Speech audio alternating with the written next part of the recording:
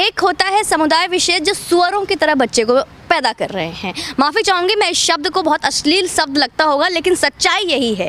जाति विशेष सिर्फ और सिर्फ बच्चे पैदा करती है, आबादी बढ़ाती है, और हम हिंदू घर में बैठकर टीवी देखते हैं, ट्विटर पे ट्वीट खेलते हैं और कहते हैं कि हमारा देश का कैसे तरक्की होगा। जहाँ पे 2 बच्चों का राशन मिल सकता है, एक परिवार चल सकता है, वहीं पे 10-10 बच्चे करते हैं, तो उनको राशन कितना पहुँचाया जाएगा। एक वक्त ऐसा आएगा कि पूरा देश इस्लामिक देश बन जाएगा अगर इस तरीके से अगर आबादी पे नियंत्रण नहीं लगाई गई। तो जो मुस्लिम तो अपना कट्टर है, वो तो पता है कि उन्हें क्या करना है, पर जो हिंदू, हमारे हिंदू भाई बहन है जो आपस में घूमते हैं, उन्हें पता ही नहीं क्या करना है। कोई देश भाड़ में जाए, उनका धर्म भाड़ में जाए, उन्हें कोई फर्क नहीं पड़ता जब तक उनके घर में घुसकर कोई कुछ ना करे। जो उत्तर प्रदेश की परिस्थिति सुधरी है वो योगी आदित्यनाथ जी की वजह से सुधरी है। तो ये ना देखे कि वो भगवा का है तो वो हिंदुत्व का देखेगा, वो सबके लिए है। नमस्कार, खबर इंडिया के लिए मैं केशव मालान।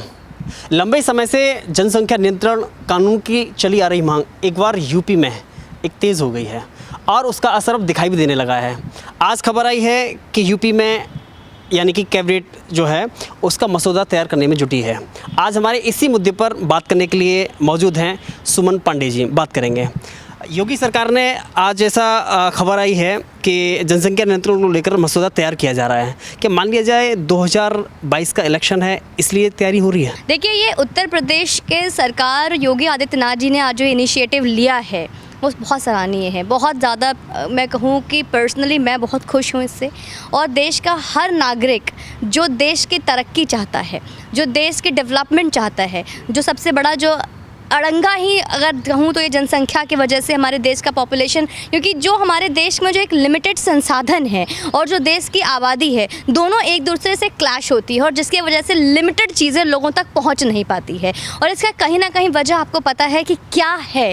और अगर आज जो उत्तर प्रदेश सरकार ने अगर इनिशिएटिव लिया है, ये पहले तो केंद्र सरकार को लेना चाहिए था और यही पूरे देश में होना चाहिए, सिर्फ एक राज्य में नहीं, हर कोने में, हर राज्य में होना चाहिए कि हर जगह जनसंख्या पे नियंत्रण होना चाहिए। और अगर कोई इस बात से आपत्ति जताता है तो मैं उनको ये याद दिला दूं कि फिर से यहाँ पे एक नई चीज़ें उठेंगी, धर्म और जाति। तो उनके लिए जो सेक्युलर कीड़े होंगे या फिर एक स्पेशल समुदाय है, शांति दूत है, उनको ये लगता होगा या उनके ऊपर कोई जुल्म हो रहा है, तो उनको एक सबसे पहले मैं संदेश दूंगी कि योगी आदित्यनाथ जी ने कोई ऐसा नहीं बोला है कि ये किसी पर्टिकुलर धर्म या जाति के लिए है, या ऐसा कोई संविधान या फिर ऐसा कोई कानून अगर बन रहा है तो कोई सिर्फ एक पर्टिकुलर धर्म के लिए है। ये सबके लिए है। ये हिंदुओं के लिए भी है, मुस्लिमों के लिए भी है, ईसाइयों के लिए भी है, हर धर्म के लिए है, हर जाति के लिए है। तो अगर इससे फ़र्क यही पड़ेगा कि जहाँ पे आप ये साथ में अगर आपने इस संविधान को पढ़ा होगा जो भी पूरी तरीके से लागू नहीं हुई है,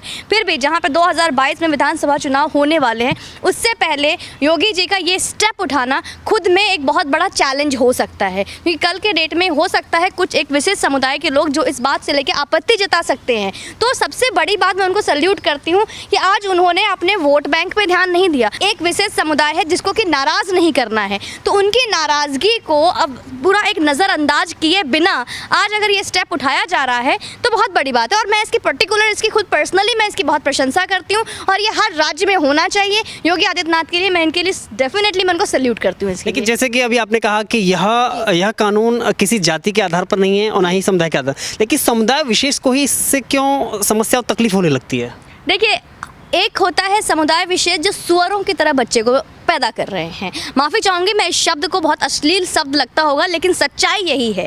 और ये वास्तविकता है कि उनको किसी एजुकेशन से कोई लेना देना नहीं है, उनको अच्छी कोई परवरिश से अच्छा लेना देना नहीं है। क्योंकि मैंने ऐसे कई अमनतुल्ला खान जैसे लोगों की सुन लीजिए, मैं उनकी ठीक है वो एक कैबिनेट मिनिस्टर है, उस नाते मैं उनकी इज्जत करती हूँ, लेकिन जिस तरीके की बातें वो करते हैं, जब हमने यति नरसिंहानंद स्वामी का आपने कुछ वक्त पहले सुना होगा, जब डासना मंदिर पर जब हमला की बात हुई थी, उनके ऊपर जब हमला की बात हुई थी, तो वहीं पर ये जो अमनतुल्ला खान जी उन्होंने जीव काटने की बात की थी, सिर्फ इसलिए क्योंकि उन्होंने यही बोला था कि जाति विशेष सिर्फ और सिर्फ बच्चे पैदा करती है, आबादी बढ़ाती है, और हम हिंदू घर में बैठकर टीवी देखते हैं, ट्विटर पे ट्वीट खेलते हैं और कहते हैं कि हमारा देश का कैसे तरक्की होगा, हमारे देश की जीडीपी देखो क्या है, हमारे देश में देखो। हम ये बात करते हैं कि हमारे देश का आज कितना बुरा हाल है, हम ये नहीं देखते कि आखिर देश का बुरा हाल क्यों है। हम देखते हैं कि नरेंद्र मोदी सरकार आ रही है, बीजेपी की की सरकार आई है, देश को बेच रही है, देश को खा रही है। अब ये नहीं देखते कि राशन कितना पहुंच रहा है। जहाँ पे 2 बच्चों का राशन मिल सकता है, एक परिवार चल सकता है, वहीं पे 10-10 बच्चे करते हैं, तो उनको राशन कितना पहुंचाया जाएगा? आप एक घर परिवार को भरने के लिए कितनी चीज़ों को दोगे? तो आज के टाइम में अगर जैसे उत्तर प्रदेश सरकार ने बोला कि 2 से ज़्यादा नहीं करना, एक परिवार में 2 बच्चे काफ़ी हैं, लेकिन उनको होता है कि हमें अपनी आबादी बढ़ानी है। अगर आज से कुछ 10 साल पुराने अगर आपको मैं लेके जाऊँ, जहाँ पे 3% की आबादी थी, आज वो 30% की आबादी बन चुकी है।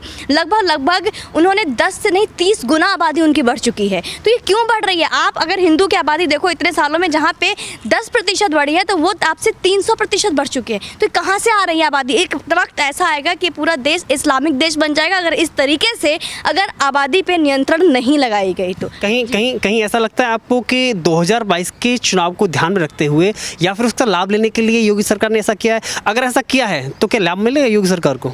अगर लाभ और हानि की बात करते हैं तो फिर तो इससे विशेष समुदाय नाराज़ हो जाएगी और उनको तो इस बात से आपत्ति होगी। तो इस बात के लिए तो उन्होंने, मैं कहूँगी, ये राजनीति से बहुत दूर दूर तक है। अगर राजनीति के मद्देनज़र रखते हुए, विधानसभा चुनाव के मद्देनज़र रखते हुए अगर इस तरीके का कोई कदम उठाया जाता तो शायद ये इस तरीके का कोई इनिशिएटिव लेते ही नहीं योगी आदित्यनाथ जी। तो ये सिर्फ और सिर्फ देश की तरक्की है, सिर्फ और सिर्फ एक उत्तर प्रदेश राज्य की, उत्तर प्रदेश प्रांत के बारे में सोचा है उन्होंने। क्योंकि आज अगर भारत में उत्तर प्रदेश वो राज्य है जिसकी आबादी सबसे अधिक है, 20 से लेके 22-23 करोड़ की आबादी है वहाँ के। तो आज चाहे वो कोरोना की महामारी हो, चाहे इससे पहले कोई भी पेंडेमिक आती है, तो सबसे पहले जो भर की बीमारियाँ निकलती है या कहीं भी आंकड़ों की बात होती है तो नंबर 1 पे उत्तर प्रदेश जाता है। रीज़न बिहाइंड दिस आबादी, कि सबसे ज़्यादा आबादी उत्तर प्रदेश में है भारत की। तो अगर भारत में कोई एक ऐसा राज्य है जहाँ पे आबादी कंट्रोल होने से बहुत सारी चीज़ें, चाहे वो एजुकेशन का मामला हो, डेवलपमेंट मामला हो, पॉवर्टी की मामला हो, इसके अलावा इंफ्रास्ट्रक्चर, कोई भी फील्ड में सुधार आ सकता है,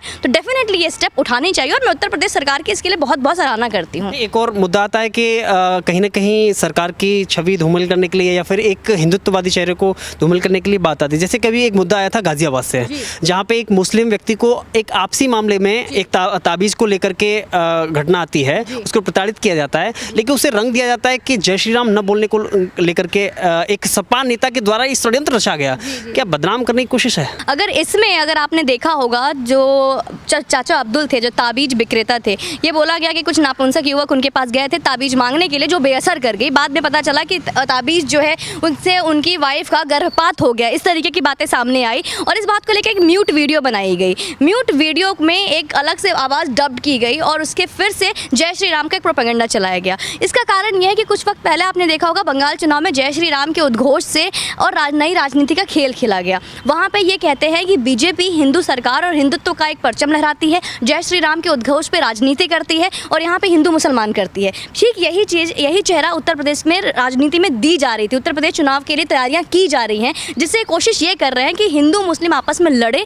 और जो मुस्लिम तो अपना कट्टर है, वो तो पता है कि उन्हें क्या करना है, पर जो हिंदू, हमारे हिंदू भाई बहन है, जो आपस में घूमते हैं, उन्हें पता ही नहीं क्या करना है। उन्हें बस बैठ के टीवी देखनी है, न्यूज़ देखनी है, बच्चों के साथ अपना खुश रहना। उन्हें कोई देश भाड़ में जाए, उनका धर्म भाड़ में जाए, उन्हें कोई फर्क नहीं पड़ता। जब तक उनके घर में घुसकर कोई कुछ ना करे, उनके ऊपर कोई असर नहीं पड़ता। तो यही चीज़ें उत्तर प्रदेश में की जा रही है, जिससे कि लोगों के अंदर ये चीज़ें आए कि जय श्री राम एक प्रोपेगेंडा की तरह बीजेपी इस्तेमाल कर रही है, ना कि कोई विपक्ष इस्तेमाल कर रहा है। सिर्फ ये खेल है, आपके मस्तिष्क से खेला जा रहा है। क्योंकि अगर आपने उसमें भी देखा होगा तो वो शख्स थे जो शांति दूत थे। उनका वीडियो बनाने वाला खुद एक शांति दूत, दाढ़ी वाला शांति दूत था, जो कि एक अखिलेश सिंह के साथ कई उनके फोटोज़ भी सामने आए हैं। और उसमें किसमें डाला गया, गुज्जर के ऊपर बात की कि परवेज़ गुज्जर का घर था, परवेज़ गुज्जर के घर में ये सारी चीज़ें हुई हैं, गुज्जर जिम्मेदार है, वो हिंदू है, जय श्री राम की बातें वो हो रही है। आप ये देखो ना कि परवेज़ गुज्जर के घर को इस्तेमाल किया गया है, लेकिन क्या ये ज़बरदस्ती की गई है या उनका इसमें उनकी हामी थी भी या नहीं थी?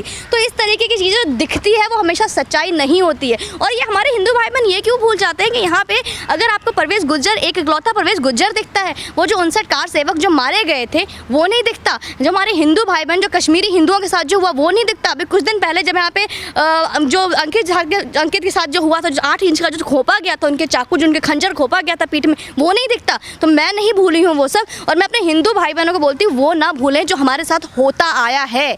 ये जो छोटे छोटे मुद्दे की एक दिख जाता है कि आज यहाँ पे आपने देखा कुछ टाइम पहले, अभी 2 दिन पहले की घटना है, 8 जून की, 18 जून की, जिसमें 16 जून की, जिसमें आपने देखा होगा किसान आंदोलन में किस तरीके से टेंट में एक मुकेश नाम के शहीद बोलकर एक बंदे को शराब पिलाकर ज़बरदस्ती जिंदा जला दिया जाता है। तो ये किस तरीके की राजनीति कर रहे हैं विपक्षी, क्योंकि आज लिब्रांडू और विपक्षी गैंग के पास कुछ भी नहीं बचा है। इनके पास इतना दमखम नहीं है कि राजनीति करके और साफ सुथरी राजनीति करके एक कुर्सी को हासिल कर सके, देश की जनता को बेवकूफ़ बना सके। तो ये गंदी राजनीति तो करते नहीं। राजनीति में कहूँगी नहीं, आज के टाइम में सिर्फ और सिर्फ गंदगी फैलाकर देश में मानवता तो खत्म हो चुकी है। राजनीति में ये कुछ भी करते हैं, लाश के ऊपर राजनीति करते, चाहे वो हाथरस कांड हो, आपने देखा होगा किस तरीके से, चाहे इन्होंने कुछ टाइम पहले कोरोना में किस तरीके से गंगा नदी में लाशों के ऊपर भेड़चाल किया था।